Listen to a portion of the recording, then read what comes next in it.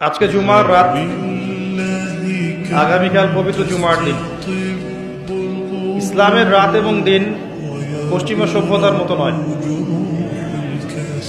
পশ্চিমা সভ্যতার রাত দিন হচ্ছে রাত 12টা থেকে দিন 12টা।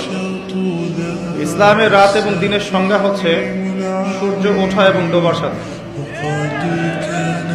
অলরেডি আমরা জুমার রাতে প্রবেশ করেছি।